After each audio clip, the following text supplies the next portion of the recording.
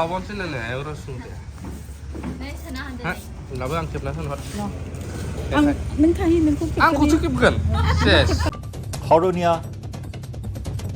হৰণীয়া কছাৰীসকলৰ জন आखाइजों दानाय आं सिगांबो देखायदोंमोन कन्टेक्ट नाम्बारानो जाय जायनो नांगौ कन्टेक्ट खालामदो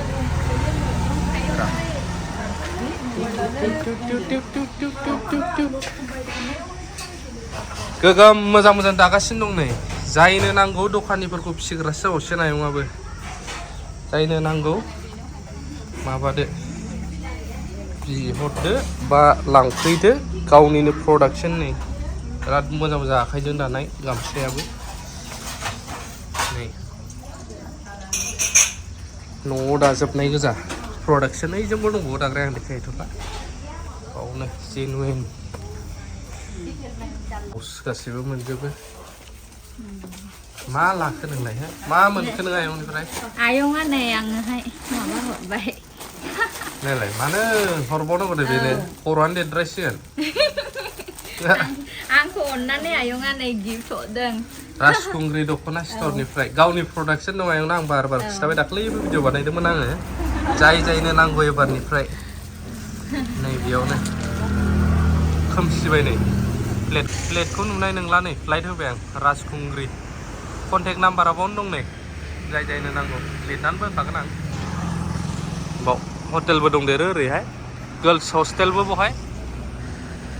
इउनिभारसिटियाव फरायग्राफ्रा बावनो थानो हायो फेसिलिटि दङ थानायनि डिजाइनफोरबो मोनगोन बेयावनो जायनो लांफैयो हरगोन दा आयं दख'नाखौ हरो औ मोजां मोजां दंखायो ना आयंनि दखानाव गावनावनो दायोना औ गावनियावनो आखाइजों दानाय मोनो औ प्रडाक्सन खालामो तातबो दङ ओरैहाय नुबाय आङो जोंलाय नुबाय थाया नुफेराखैमोन आंलाय तातजोंहाय मारै दायो दिनैहाय फार्स्ट टाइम आङो आयंनि बहाय फैनानैहाय आङो तातजोंहाय मारै दायो बेखौ नुफैबाय आङो बिसोरो दाबाय थादोंमोन थ' गावनिनो न'आवहाय बेबायदि प्रडाक्सन माने खालामो जायफोरनो नांगौ लांफैनो हानाय ना लांफैनो नोंहाथ' गिफ्ट मोनबाय बेलेगखौलाय मा बुङो लांफैनो माने माखासे मानसिफ्रा आगरफोरनि नामखौ बावजोबलांबाय नालाय बेखायनो आङो थाब-थाबखौ दिन्थिनानै गोजाम आगरफोरखौ जेनेबा गोजाम आगर जेनेबा बैग्रि बिबार बन्दुराम आगर फारौ मेगन लाइहागार गरसब बबे आगरखौ माने गोसोआव थाया नालाय दायोबासो गोसोआव फैयो नालाय पुराना गोजाम आगरफोरखौहाय बानायफिननाय दे अच्छा दाखालाय आंखौहाय हाबा जाहैनायावहायबो सोरबा सोरबा कमेन्ट्सआव सोंहरदोंमोन आब' नोंनि दख'ना गाननाया मा दख'ना बियो प्राइसखौथ' आं खोथाले मानोना डिफरेन्ट दखानफ्रावहाय बिदिनो दामा बिसिनि हिसाबै मिलायनाय हिसाबै बिसोर बुङो थ' दामाखौ आं बुंले खिन्थु आंबो लफायखौनो गानलांदोंमोन दाखाल हाबायावहाय जायफ्रा लानो गोसो अर्डार खालामहरनो हानाय नै बेनि जोमग्राया बिरादनो मोजां ना चुन्नियानो उल्थासो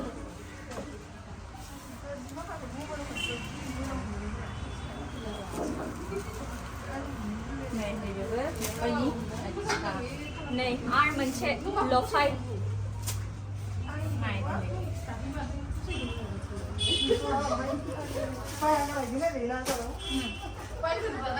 नायजायो नायनायावथ' फैसा लाया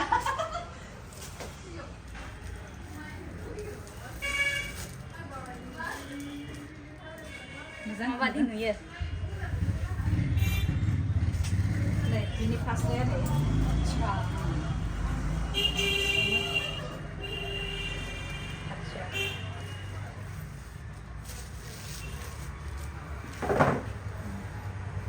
मोजां नुयो ना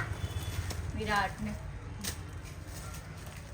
आरो नैबे मोनसे ब्रेन्ड नैबे माने सिजौनि बेयो अच्छा सिजौ औ नै बेयो सिजौ ब्रेन्डनिनो दै नै नायदो बे जाबाय बिनि फास्रा नै जायफ्रा एकदम फिट बडिया एकदम फिट बिसोरखौलाय बिराद मोजां समायखायो आंलाय एसे लोदोदो दा आंखौहाय कमेन्ट्सआवबो बुंहरखायो बुंहरलाय आब' जानायफ्राबो खमायनोलै आंखौ जानायाव कमप्रमाइज गैया लफायनि नै व्हाइट कालारनि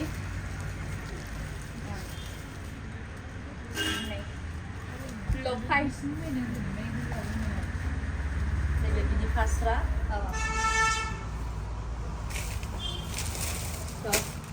जायफोरनो बर' दिनावहाय नांगौ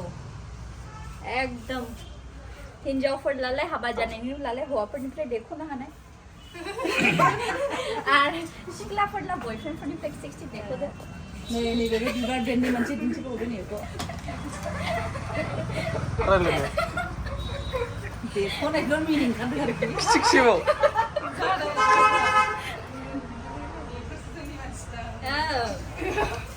नै बेबो नै माबाया फास्रा मिनि जोब्बाय आंनि देख'नायनायखौहाय बोसोर माथा खनसे बरफ फैयोना ख्रिस्टानफोरनि आरो हिन्दु रिलिजनफोरनि थाखाय दुर्गा पूजा काली पूजायानो मेन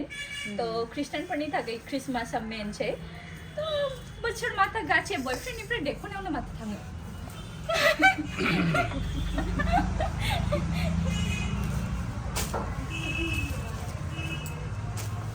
बाजाराव मोस्ट पपुलार डिजाइन खालामग्रा जोंहा भाबिजिनि दुखाना चेन्ज जाबाय नोंथांमोना मिथिगौ ना गोबाव समनिफ्राय लोगो मोनदों नोंथांमोना बावबाय जानो हागौ जेब्ला जोंहा सिसुबारिजों दैबाना जादों बिथांजोआबो गोबां मदद हैदोंमोन जोंहाबो फुजिमोन थांबा ना भाबि तो बिनि दुखाना अबेजोंनिफ्राय बबाव फैखो आं देखायनि ओरैहाय ओइ साहा थांनांगौमोन नालाय ओमफ्राय ओरै ब्रह्म कमप्लेक्सनो मादै जिजिरिनिया बैयाव थाबाय बै बिल्डिंआव फै बालाजिनि गोजौआवहाय नैबे टार्निंखौ नायबानो नुखागोन नोंथांमोना क'क्राझारनि बे गोजौआव नैबेनो MS बालाजि लिरनाय गोजौआवहाय नैबेयाव फैबाय आरोना भाबिजिया डिजाइन खालामो बियो गासैखौबो बहाय गाउनबो जागोन बाव गासिबो जायो 16 ये ठीक है तुम्हारा दोखला के अंदर हाँ हाबानि फुरा लाइन लागायनानै दंनो बाजि नाव दायो बेनाव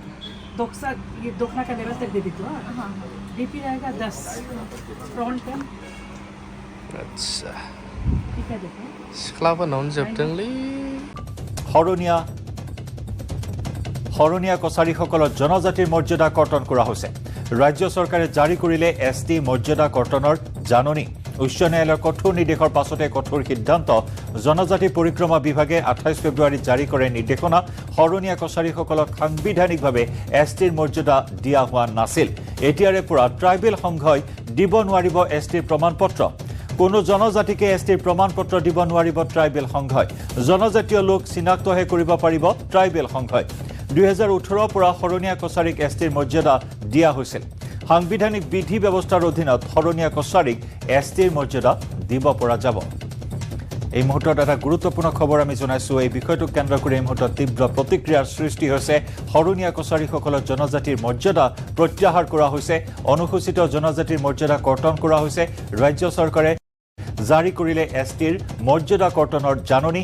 উচ্চ ন্যায়ালয়ৰ কঠোৰ নিৰ্দেশৰ পাছতে এই সিদ্ধান্ত গ্ৰহণ কৰা হৈছে জনজাতি পৰিক্ৰমা বিভাগে 28 ফেব্ৰুৱাৰীত জাৰি কৰে নিৰ্দেশনা হৰণীয়া কছাৰীসকলক সাংবিধানিকভাৱে STৰ মৰ্যাদা দিয়া হোৱা নাছিল এতিয়াৰ পৰাই ট্ৰাইবেল সংঘই দিব নোৱাৰিব STৰ প্ৰমাণপত্ৰ কোনো জনজাতিকে STৰ প্ৰমাণপত্ৰ দিব নোৱাৰিব ট্ৰাইবেল সংঘই অৱশ্যে জনজাতীয় লোক চিনাক্তহে কৰিব পাৰিব ট্ৰাইবেল সংঘই